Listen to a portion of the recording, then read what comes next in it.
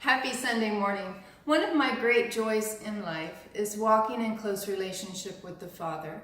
And one of the prayers that I pray almost every morning is, God, fill me up with your presence. Let your light shine in me so that any darkness that's on the inside of me, your light can shine on it and bring the healing that I need to walk in wholeness with you. And I was reading in the book of Ephesians in chapter 5, and I came across this passage, and I just want to share it with you this morning, starting in verse 8. For once you were full of darkness, but now you have the light from the Lord. So live as people of light. For this light within you produces only what is good and right and true. Carefully determine what pleases the Lord. Take no part in the worthless deeds of evil and darkness, instead expose them. It is shameful even to talk about the things that ungodly people do in secret, but their evil intentions will be exposed when the light shines on them, for the light makes everything visible. This is why it said, awake, O sleeper, rise up from the dead, and Christ will give you light. When we come into relationship with God, he wants us to come to the point that we trust him so much that we're willing for his light to shine on the inside of us, to reveal motives, to reveal hidden things in our hearts or in our actions or in our attitudes.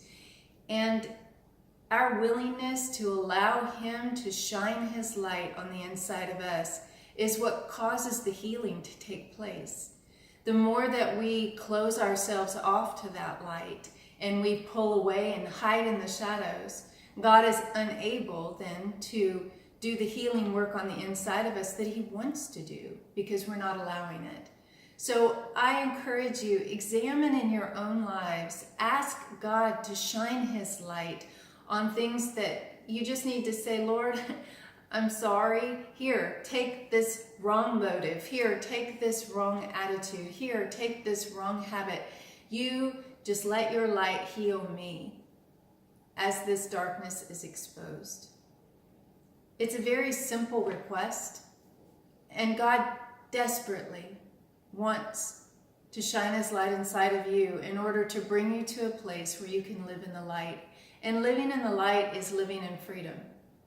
The freedom that comes from being in right relationship with God, a joy that rises up on the inside knowing there's nothing anybody can do to me because I walk with the Father. I am forgiven, I am whole, and I am healed.